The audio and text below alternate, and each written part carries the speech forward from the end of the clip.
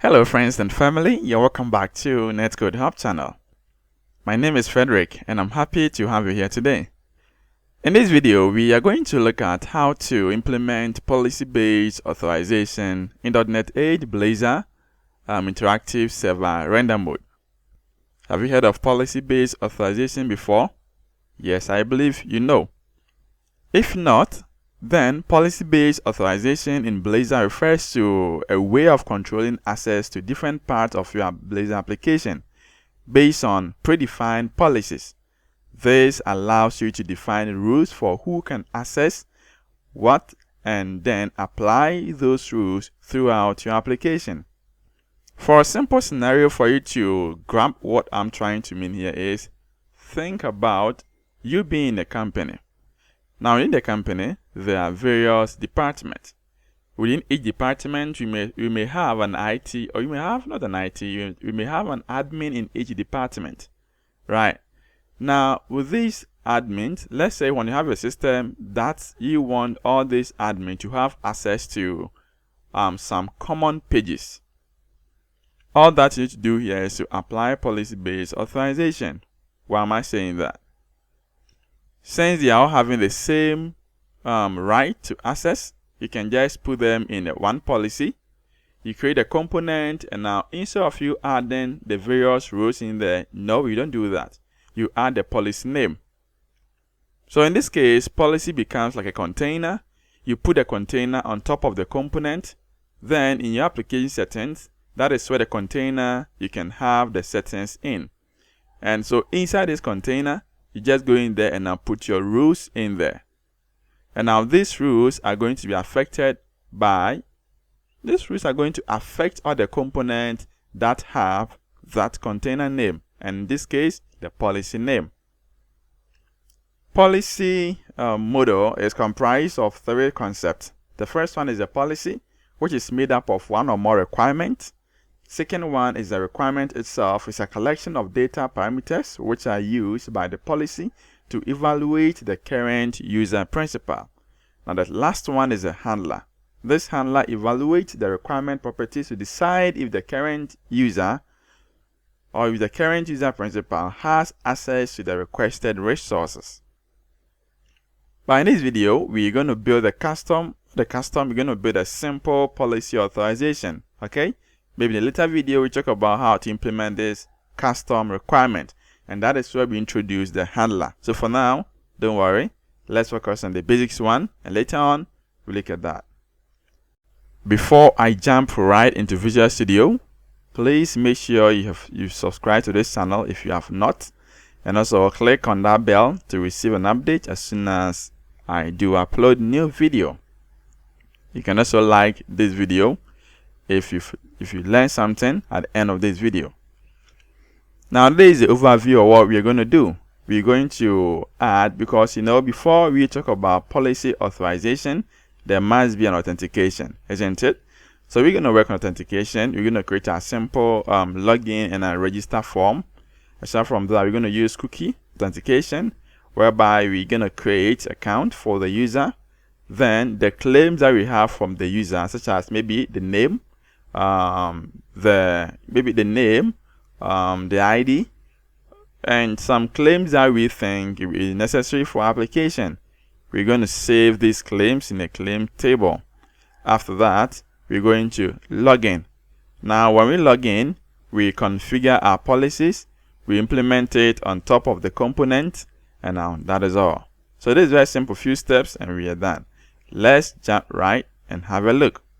Also, I do offer coaching session to people who are interested in .NET, talking about Blazor, Blazor Hybrid, Web API, and etc. So if you're interested, check the video description, and I have an email there. You can write to me through it. Okay, so as you can see, my Visual Studio 2022 is opening. So open yours. And in here, click on New Projects as usual. We're going to create a new project in here. We're going to choose Web App for .NET 8. And I'm going to say Policy Authorization.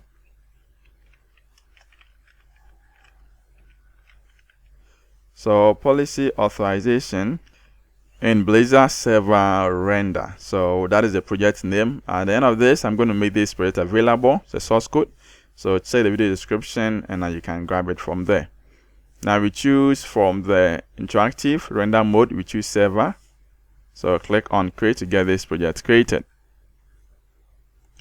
Now that the project is created, we need to install 3 packages. What are these packages? We need an EF core, we need SQL server, we need tools, and also we need ASP.NET Core Identity.EF core. So let's install these 3 packages.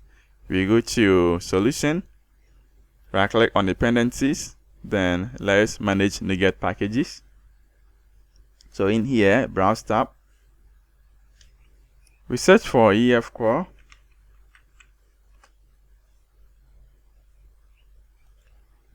So that is this one. Let's install this EF core, and the current version I'm working with is 8.0.3. Let's get this installed.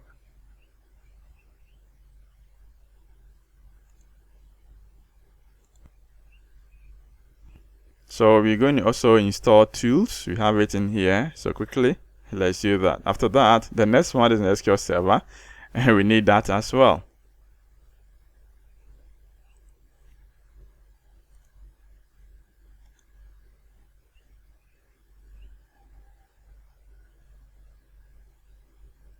So when this gets completed, we need that's authentication package, and that is the ASP.NET Core Identity.EF core.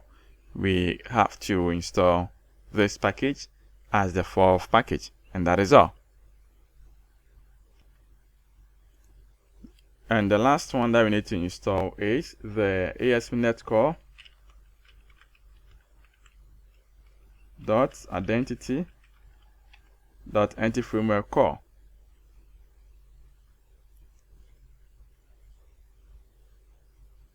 So this one.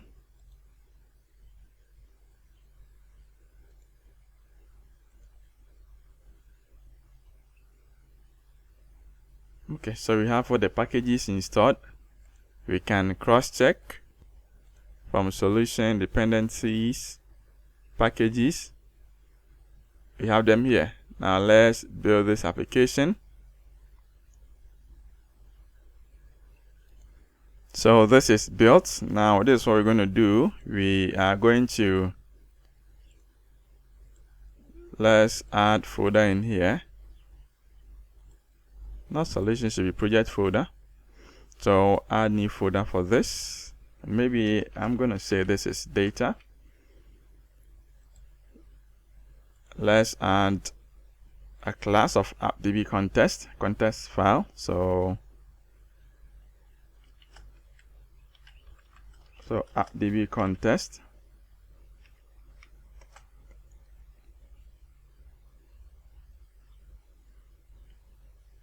Now this class is going to inherit from identity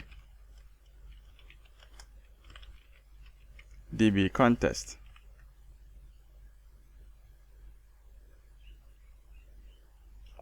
And now this is coming from the package that we installed.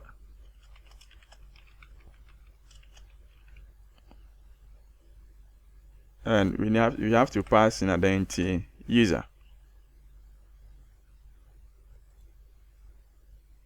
Okay, now that we are done, control period, we can create an option here. We pass in the appdb contest class, or we can use primary constructor 2 as well. So if you don't like this, you can also just use one line, and that is all.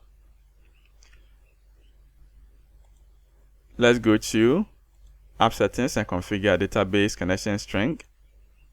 So maybe this is connection strings.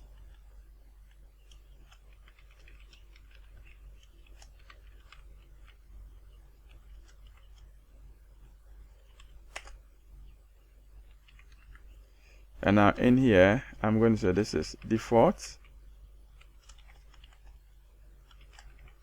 Server is local, or can just type in dot. Database is So policy DB. Then we have trusted connection. Set this to true. And trust server certificate. Set this to true as well. Okay, let's save this one. Let's go to the program.ts file and register our database connection strings. So services.add db contest. We specify this db contest class that we created. In that, we need to specify an options. So options.use SQL Server package that we installed. Use SQL, and in here we need to specify .configuration.get connection string, and that is a connection string that we created. And what's the name? Do you remember? Default, isn't it? That's fine. So we have these two here. All right. Now the next thing that we need to do here is we're going to add cookie service, authentication service. Okay. So the first thing that we need to do here is we're going to add builder.services.add authentication. And now with this authentication, we specify options.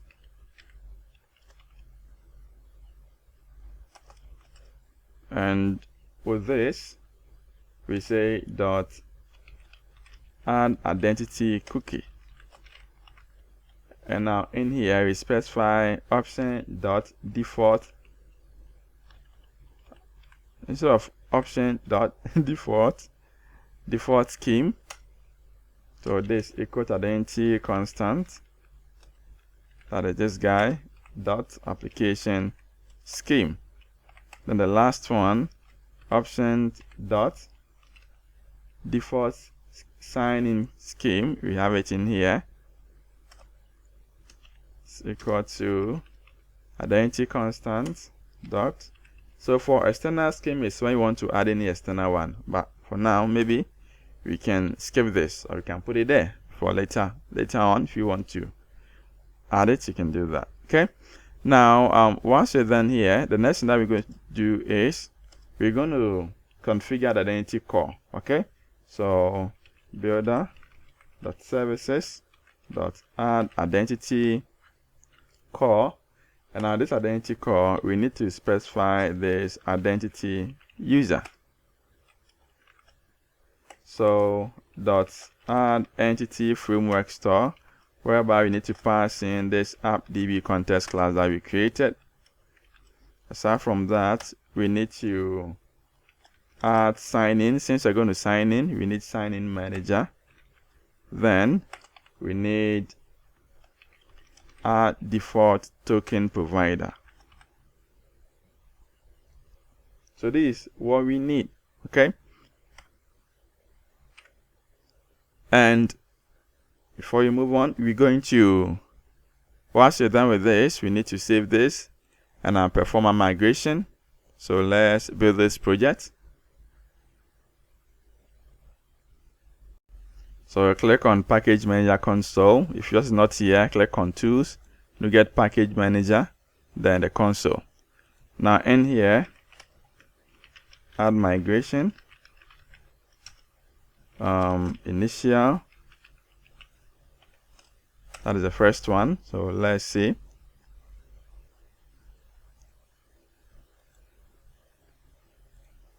Update database.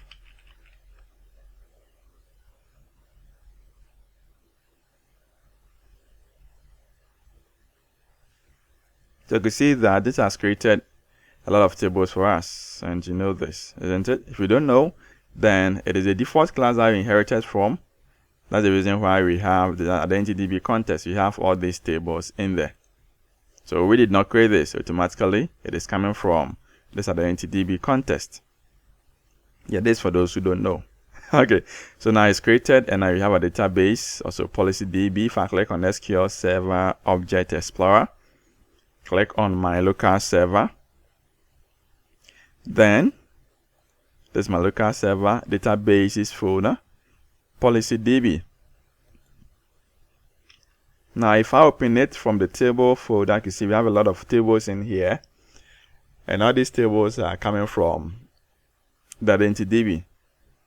Okay, so today what we're interested here is the claims table. We have the ASP for net rows. We don't want to add rows today.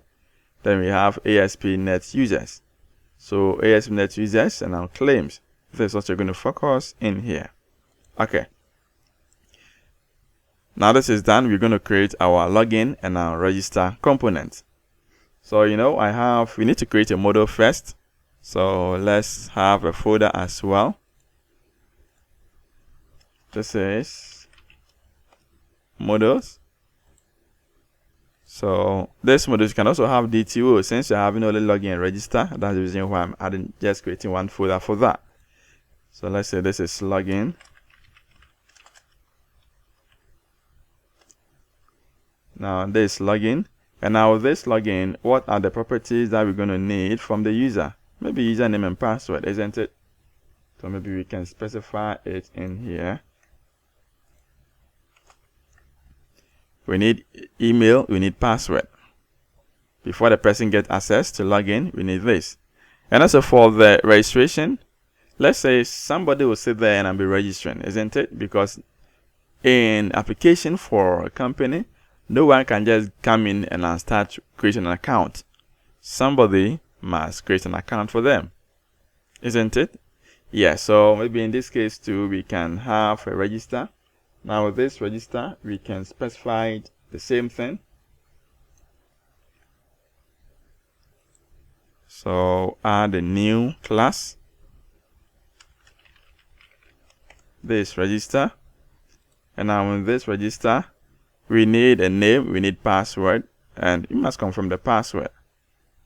And we have to inherit from the login, so we can have access to the email and the password. So email and password, then we have name, then we have confirm password. Okay, so this is what we have, or this is what we need for a person to get access.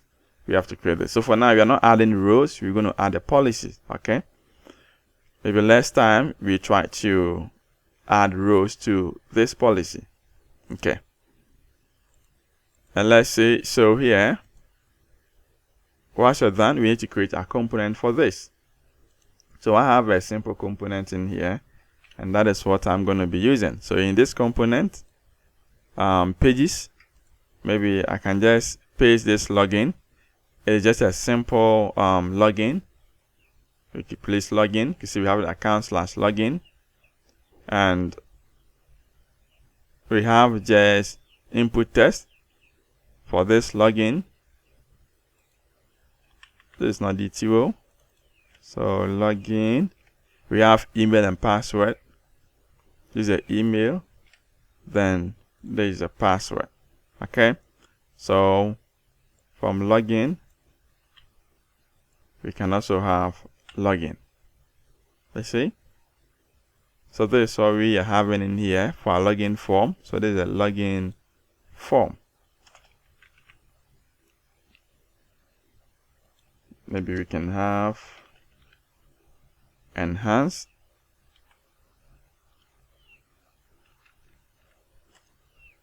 Okay, then our model name is login.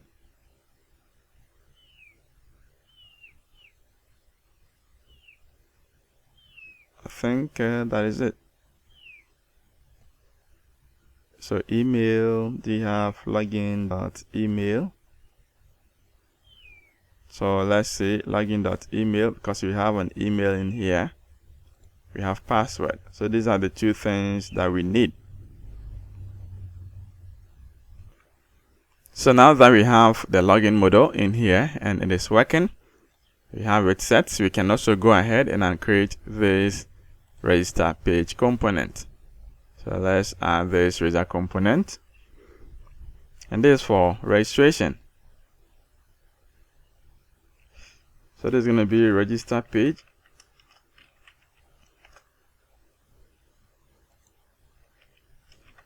And now in this register page, we must have property or a component, input test, and a form for registration. So in that, we have an edit form. We create an instance of this register, which is register model. And in this, we create an instance of register model. And you can see from here we have name, email, password, and confirm password. For now, we don't even have name. Okay, so maybe we can skip this one. So we have email, password, and a confirm password. Very simple one.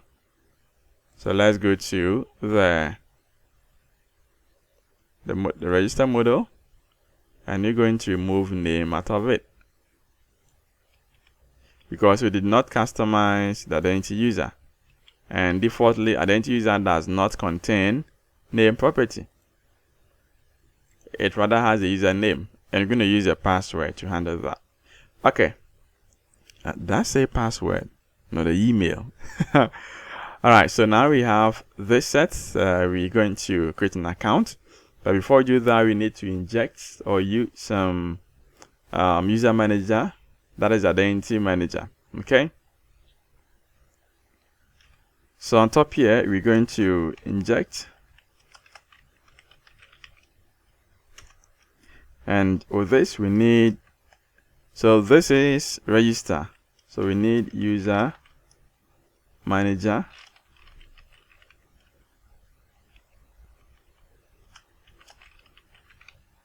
and now this user manager should come from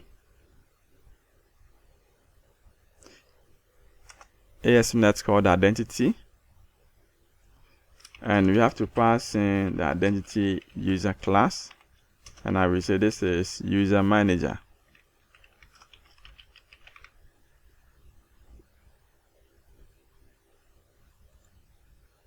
Okay,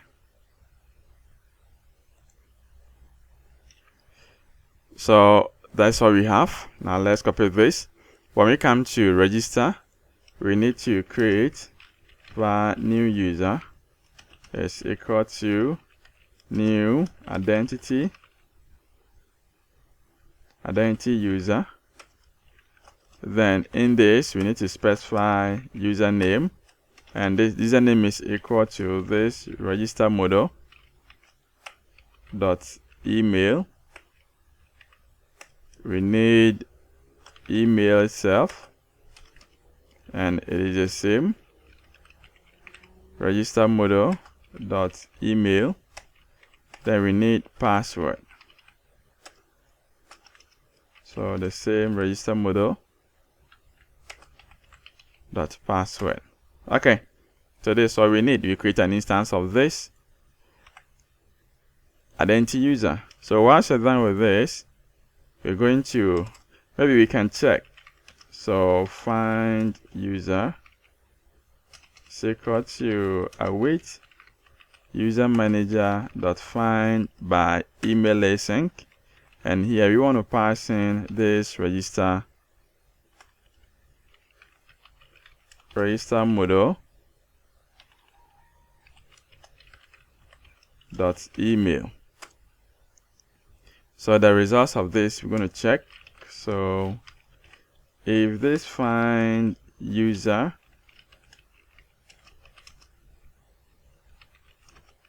is not null, maybe we can return or do something. We don't want the user to register twice. Okay, if not, then you're going to say results is equal to await and user manager dot create async.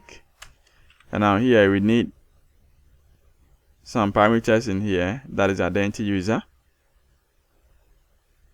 So identity user here, that is a new user. And aside from that, we need a password. So this is register model. That's password. And I will create the user. That is it. Okay, so we are creating user in here. So now let's go to the login, and now let's also perform the logic here. So you're first going to find the user, and with this, we're going to need this login model. And we need the user manager, so we can just go to register and then grab this user manager from here with the namespace. We go to login. We paste it here. So user manager.find by email async. We're going to search for user email. In case it is null, then I want to return user not found. Okay. Maybe you can have a message and display. But in case it is not, in case user is found, then we want to verify the password. So we can check the password, the user password, and see if it corresponds with what we have. So check password sign in async. We pass in this find user, then login model dot password. Okay, so we're going to search for that. Now, in case it becomes success, it means user is logged in. But in case it is not, then maybe we can also display an error in here. So let's say return or display something. So for that one, I'll leave it up to you. You can just display your message, maybe an error or maybe a message from the sign manager. Now we need to inject this. So let's go to, we can make a duplicate of this. So this is sign-in manager, and instead of this user, we're going to use sign-in manager, which inherits from identity user. Then we have that. So we sign in. So in case this also works, the password corresponds to what we have already, then we're going to sign in. And so we sign in. So our wait sign in manager.password sign in. We need to specify the password. And now here is it persistent? Is it lockout? We set first to both. And that is it. So we've logged in. Okay. But let's see. So we're going to run this application and check it out. Before that, let's build this solution. Before we run, let's go to the solution. We go to layout, nav menu. I want us to copy and paste this one.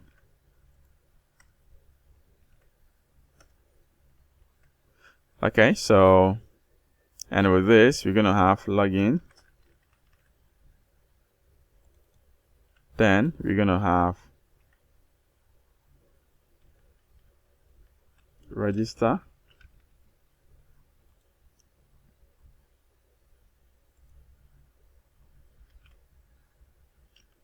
And we need to also have logout or sign out. Okay, so now we have this. So with this, we have logout, we have login and register. We have our home page. We have this counter page as well. Okay, now let's go to, we need to create a sign out for this. So first of all, what we need to do here is to create our revalidating our state provider. And I've done a video on authentication, so you can just cross check that. You have to inherit from revalidating server authentication state provider. We create a time span for validation interval. And within that, we check and get a security stamp. Okay, that's what we're doing. So this is going to update the user often within this time period. Okay, now when we are done with this one, we need to create our endpoint. So sign up endpoint or sign out endpoint. Let me also paste that one here. And now it's just a minimal API that we're creating. And you can see we create an account group. We sign up. And now here, this is going to use identity user. Then we're going to sign out. and I want to change the name because it is policy authorization. You save that. Now when you go to program, we have to register the identity validating state provider that we created. Aside from that, we have to also map the endpoint that we created, that is a sign out endpoint. Let's map it here. Yes. And now when you go back to the nav menu, we can just, so with all these, log in and register, 3 of these we can just grab and I replace them with this. So we have this authorized view, and now this for anybody who has been logged in. You can log out, and now we post into this form, and that is the URL that we are posting to. Aside from that, if you're not logged in, we want to register and also log in. We have these components or these links available for you, so you can log in or you can register. Alright, so that's all we have in here. Now we're going to create this. After we register an account, you create an account in here from this register component here. All that you need to do here is you have to create the claims. Before that, let's build this, run again, and check it out. Succeeded. So let's run this application. While this is running, we make sure we open our ASP.NET users table.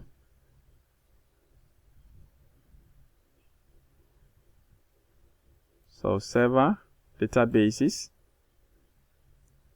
and with it we have policy.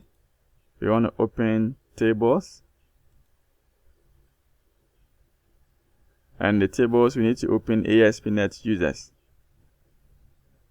So let's wait for it to get loaded.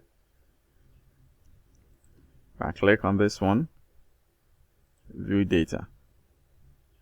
Like I said, it's going to open us. ASP.NET user is going to have access to this. Yes, ID, username, email, and our password. This is what we are interested in. Okay, we need to add cascading state to the app before this can work. Let's go to program, add cascading states. Okay, so once you have this added, we need to go to, I think it has added the namespace already. Let's go to routes and specify authorize routes view. Okay, so we need to also add this in here. And maybe whilst authorizing, we can specify please wait. And so this, I want to remove all this one and now add it as a namespace. Then authorizing, please do wait. Please wait. I am authenticating you, so please wait. Okay, so we have this. And I think let's refresh this and check it out.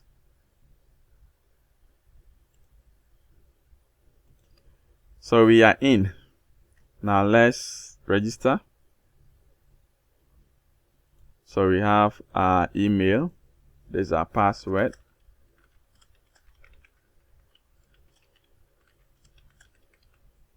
Now create an account. So nothing will happen because we did not issue any, we are not handling communication. Okay, let's see if we have it in here. So refresh this. Let's see. Yeah, so we have it. So we have admin, and that is this one. Now let's go to login and see and check it out. So the same email. Let's grab this, go to login, and now let's log in here. So now this is what we're doing. Now when you check this, we are logged in, but nothing going to happen. Because when you go to login, we have to redirect this. Now this is coming in with a sign-in result, so we can have var results equal to the sign-in result, and in here we can check if result, let's see this, so this is coming in with sign-in results. Yes, so let's make that response, and now we can say if response dot success, we want to navigate you to the home page. Let's inject navigation manager.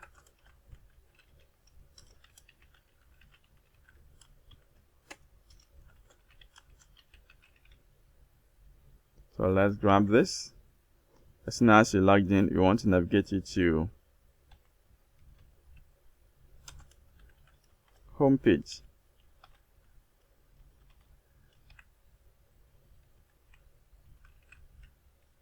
And our false load, we set it to true. So let's try this again. Now let's put the breakpoints and now see if this will get hit.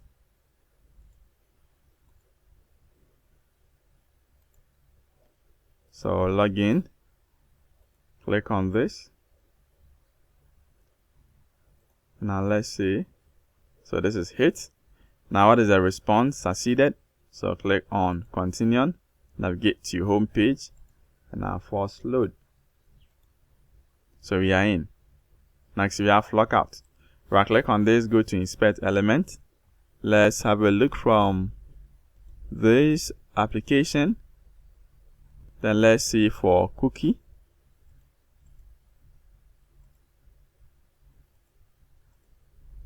So you can see now we have this ASP.NET Core into the application, and that's the cookie. So we have it in here. Okay, so they're set.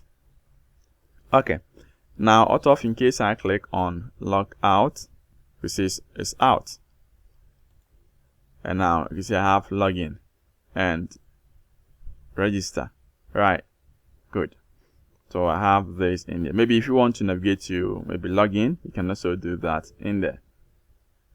So maybe let's try that. So from the sign out endpoint, we add account/login. Now we save this and we go back in here. So let's log in. Let's log out. Yes, so this is working. So when you log in, you go to the home page. When you log out, you come to the login. All right, good. So this is what we have in here. Now, what of the policy? So now we are going to configure the policy-based authorization. Let's say we have component in here. Now, of this component, there is a weather forecast. Now, this weather forecast, we want to have this attribute.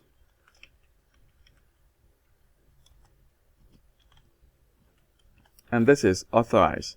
So authorized means if you authenticated, you can have access to this. So let's reload this and check it out. When I log in, okay, we have to reload this page.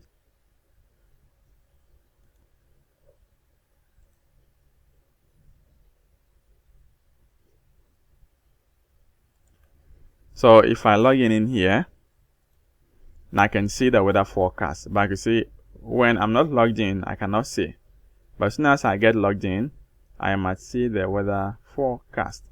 Let's find out the reason why we are not seeing it in here. We go to a nav menu, and this weather forecast. Do you have it? Okay, we don't have weather forecast. So we can just copy one of this, and from the authorized, we can specify this weather forecast. So this is weather.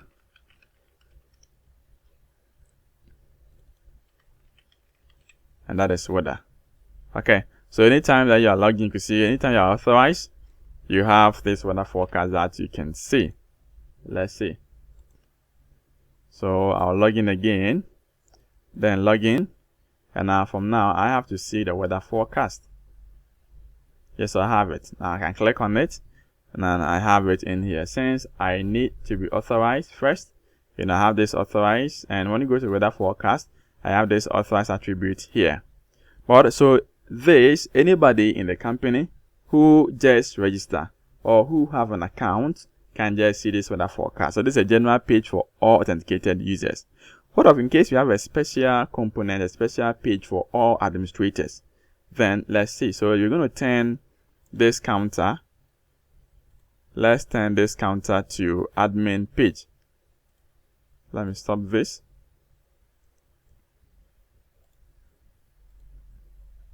So this is admin page. Now when you go to counter, this is admin. Let's say this is admin. And in here, you can maybe have admin page. So all admins page.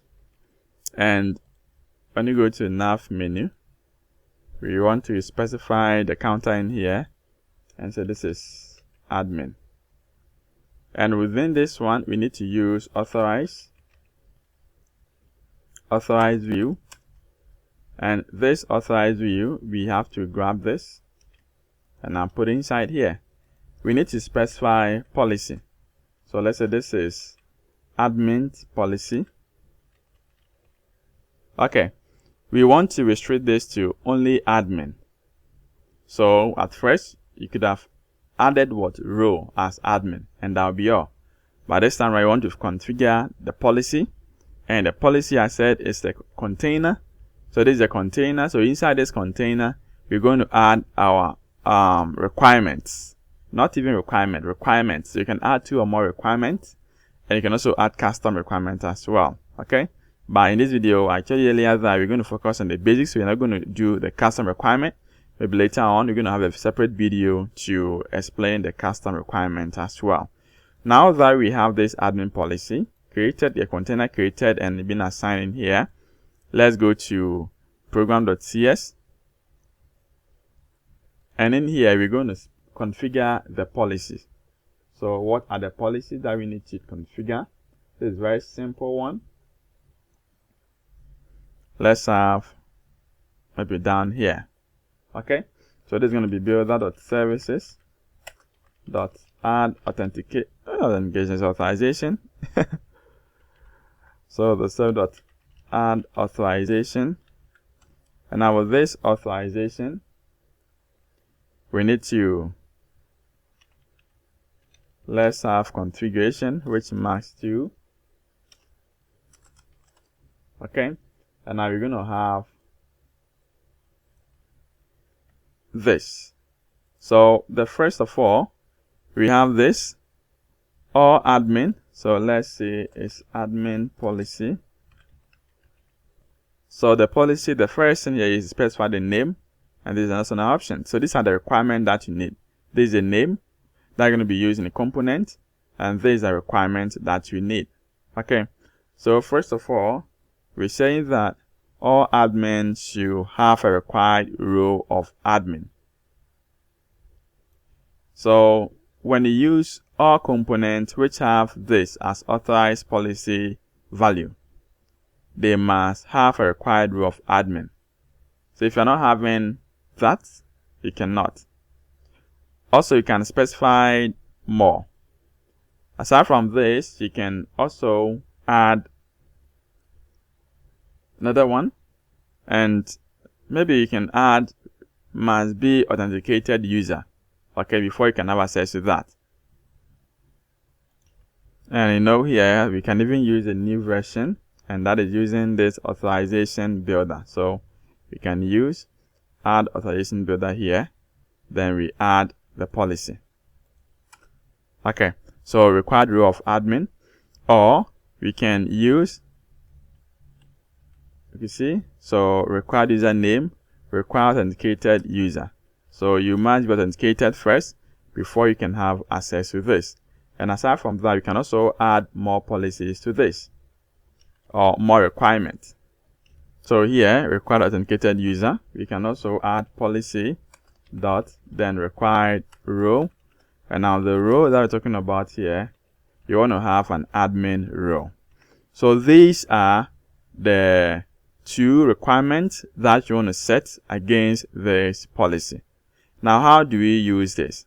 Let's see. So if I save this one, we have an admin policy. Then let's run this and check it out.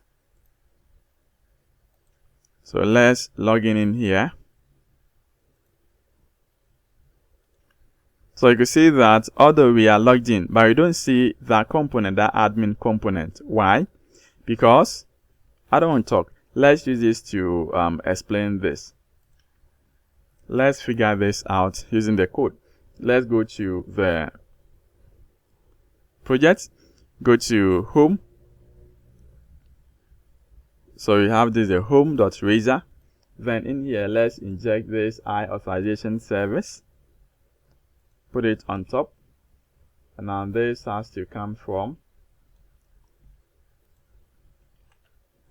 authorization.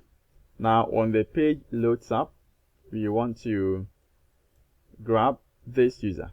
So this is what I'm going to do here.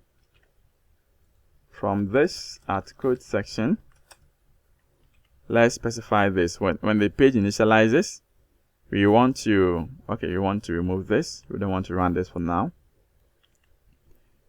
We need to specify cascading auth states and get the authenticated user details from here. Then when we have this user, we can go ahead and check it out. Okay, so you pass this user to this. And now this is a policy that we created. So admin policy. You want to check the reason why we are not allowed to see the admin page. Let's put a breakpoint in here. Then let's rerun this again. So when the page loads initially, we need to log in. So let's click on continue. Okay, let's go to login. Now let's log in. And now when we are logged in, we go into the home page. And now within this home page, we are going to now check. So a breakpoint is hit. So let's scrutinize it. If I click on this, we have this authorization result. And I can see here we have succeeded is false. It failed. Why? Let's click on failure. The number of requirements is what? 1 that we failed. And what is 1? So here we said that we need 2 requirements. The first person is the first person. The first thing, the user must be authenticated, isn't it? The second one is the user must be in a row of what? Admin. Now let's check for this, the reason. So allowed rows. And now admin. So we need the row of admin. And we did not. So when you check this, it does that the rows authorization requirement user dot is in row must be true for one of the following rows, admin. And here user is not in an admin row. So that's what the user is not seeing. So what can we do to solve this? We need to add the user to that row. And we can do that from registration. As soon as you register, we want to mobilize our claims and now save it in the claims table. When you sign in, it goes to user manager, which gathers all the claims and I return to the component. Okay. So let's go to the register page. And now as soon as you're done registering, we need to create our claims and now our row as well. So in here, after we create an account with us, we're going to prepare our claims.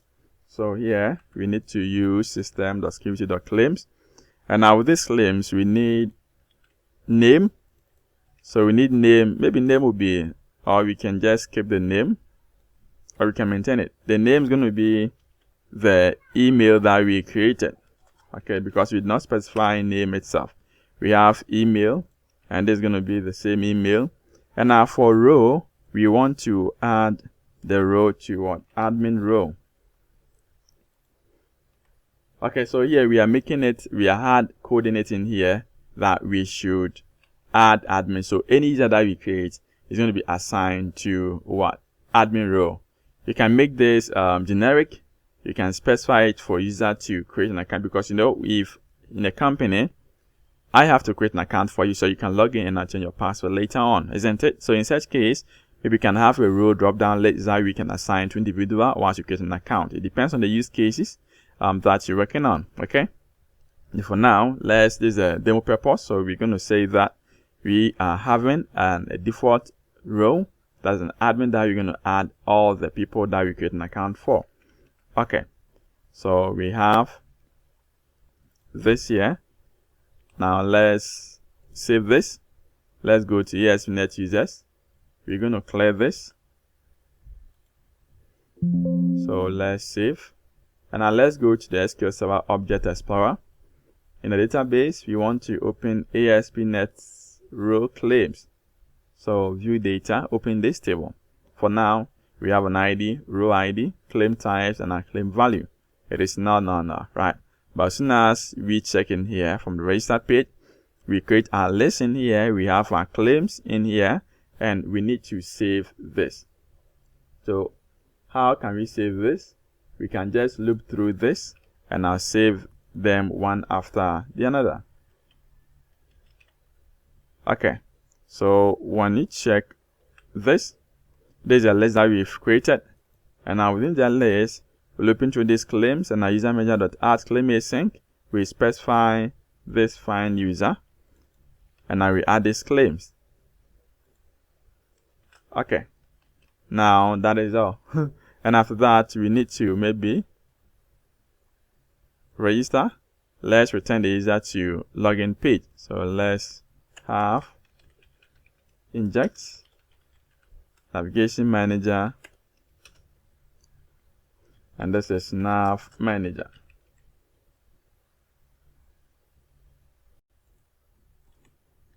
So let's grab this. Let's go to, after we have done everything from here, we're going to say nav manager.navigate the user to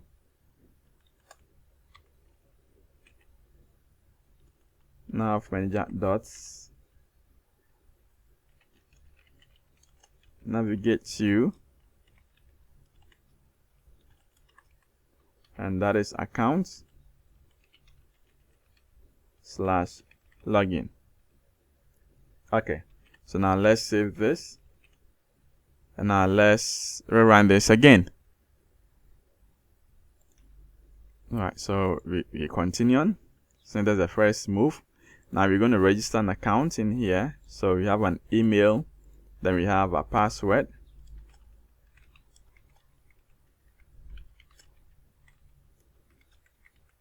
Now let's create an account. Just as soon as you create an account, we're going to be navigated to login. And now here we have what value cannot be null. Parameter is user is null. Let's find out and see from the register page.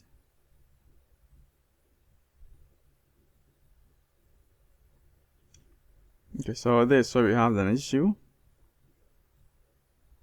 User manager.add claim async, find user, and add the claims. Okay, so maybe we can put a breakpoint from the list that we've created. And now before we add this, we want to first check that is this user. So first of all, we create this. Okay, so we could see we are find the user before we create. So this should be this new user instead of this find user. Okay, because when you check here, you can see we populate the user details in here. Then we're going to search. Now when you search for this, before this, we come to this one, find user must be null. That's right. Let's reload this again. Alright, so as usual, when they load first time, this is going to be null because we are now going to log in. So let's navigate to the home page. Let's click on register. Now the password is the same.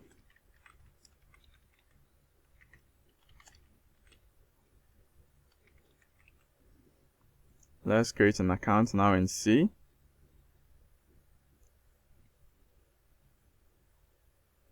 Yes, so it worked. Now let's go to the table. We go to the claims table. Let's refresh this. And we have to, okay, so you can see we have the row ID claim type. And so we have the user details here. And now from the claims, we are not having any claim. So I think we opened the wrong table. It's supposed to be ASP.NET user claims. So open this table instead. Yes, and now we have it in here. So you can see that we have, when you check the claim type, let me open it widely. We have the claim type as row, and that is an admin. Email is this, and our name is that, right? So now that we have this, we're going to log in. Now let's go to the home page where we have this breakpoint, and let's click on login. This point is hit. Now we have the user. So you can see now failure is now at the success, right? Let's find the reason. Now the success means we're able to meet or satisfy the requirement. The requirement which was set in here. We must be an admin. We must be authenticated. So let's fish out these two requirements. So from this user, we click on this, click on the claims identity. You can see A is authenticated, so that is true. That's fine, isn't it? So one is set. Let's check the claims, results new, and I'll check the row. The row is what? Admin. So when you click on continue, we can now have this admin page. If I click on it, oh, we have counter. We did not specify the route well. So admin page, this is admin, but it seems we did not save this. Or did we? And when you go to this nav menu, from this admin, it's still counter. So you can see this is working. Okay, so we can now have access to this. Continue again. Admin. Yes, we can have this. And we have the weather forecast for all authenticated users. Admin. Oh, unless did not reload. Let me get it again. Yes, so now we have all admins page. So let's see. Now the next time is here. Let's say you want to add a different policy.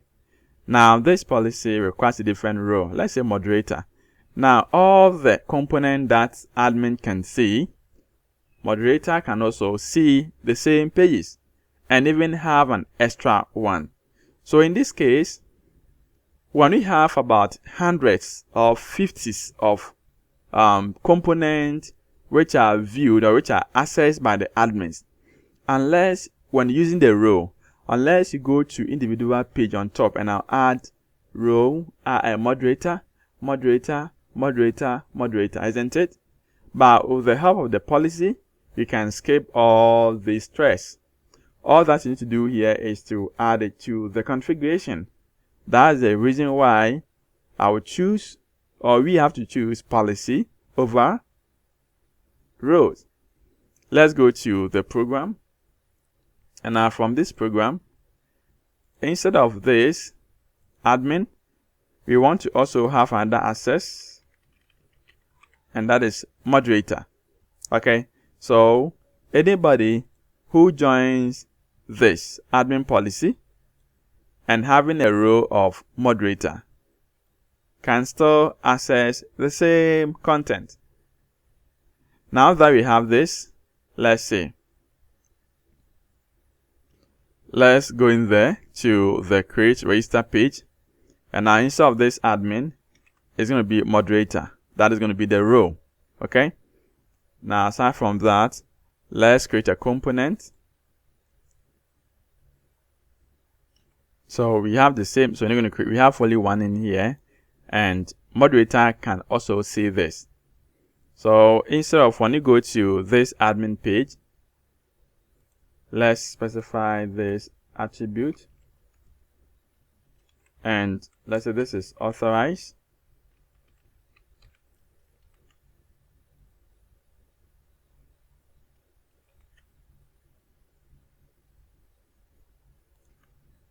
So you know, when using row, you're supposed to come in here and I'll say authorize, then you specify your rows, and now in here you now specify admin, moderator, isn't it, and etc. Right?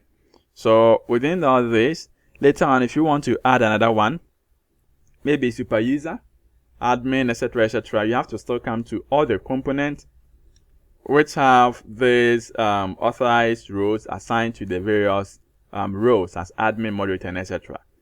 But with the help of the policy base, just passing the container, so admin policy, and here just say this is policy. Okay, so this is a container. Now instead of specifying the admin and now the rows in here, move that and I'll go to the program and I'll add them here. You see that? So we are changing the position is the same, but we are changing it, and this is more flexible than the row base. Okay, so we have this admin policy added on top here, and now when you go to the configuration, we add in moderator. We can also add another one, maybe boss, well, etc. You can add all those. Now we have, so we're going to run this application and check it out. So we're going to create an account in here. Now the next one is moderator. So this is going to be user, or let's even have, there is moderator at moderator.com, and you have moderator at 123. Okay, so this should be register first. Got it. Email, then moderator at 123 at 123. Click on create, and now we are creating an account, and the row here, it is a moderator for this person. Okay, update this. Now let's also go in there from this register page, and now let's change this to boss as a new row as well. And all of these are going to have the same access. Let's run this again. So register, we have boss at boss.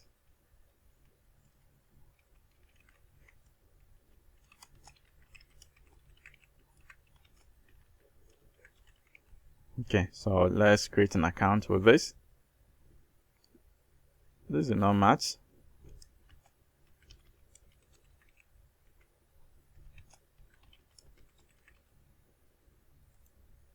Okay, so this is going to get created, and now as soon as this is done, when you go to get this one, let's go to VSP net claims, refresh this, and you see we have individual claims.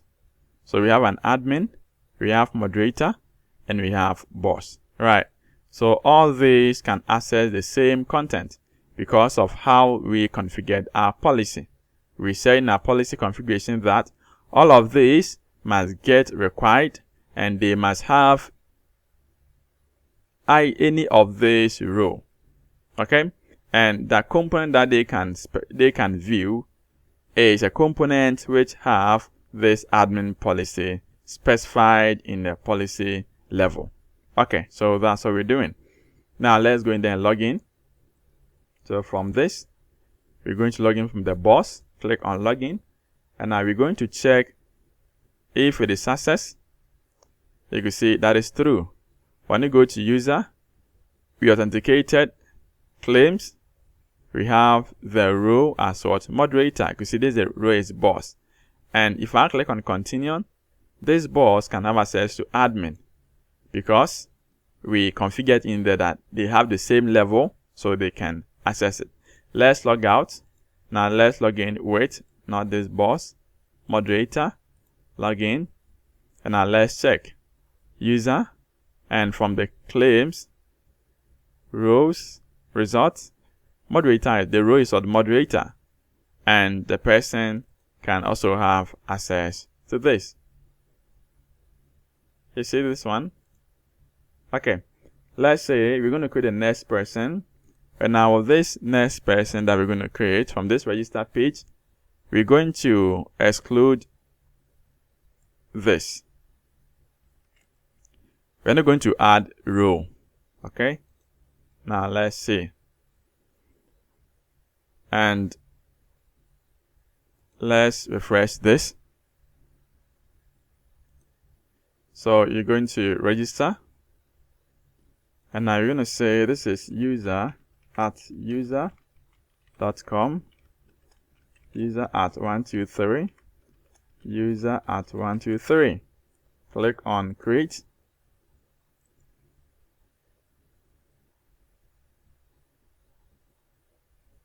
Okay, created. Now let's go to, let's check from the ASP.NET claims. Refresh this. We have the name, we have the email, but we do not have row for this user. You can see we have name, we have email. We are not having the claim, the row. And now if this person tries to log in, let's see what happens. So from here, I'm going to log in, and I have a look. User is authenticated, succeeded. This is false. When you go to failure, it is saying that here user must be in any of the row, admin, moderator, or boss. But the current user is not in any of the rows. When you go to user is authenticated. Alright, you can see user authenticated. So if I click on continue on, user will not see the admin page. You get the idea? Yes, so you see, but for this weather forecast, since this user is authenticated, you can see this. And if I log out, I cannot see any of them. So that is a way to implement policy. It's very, very wide, and we take it little by little, piece by piece, and we move on. So maybe in the next video, I'm going to talk about how to have required custom requirements, okay, in doing this. And there are a lot of scenarios that you can use to implement this policy base. All that you need to put at the back of your mind that the policy name is going to be a big container that you're going to put on top of the component. And now in that component or in that container, you have to specify other requirements. And you group them so all rows must have the same requirement, or all people who are found or who are joined in that policy must meet or satisfy the requirement that you're going to specify in it. And this is specified, predefined in the program.cs file. Okay, so that is it. The source code of this is available, so check the video description. Thank you so much for watching. I believe you've learned something as well. And hopefully, I'm going to catch you up in the next video.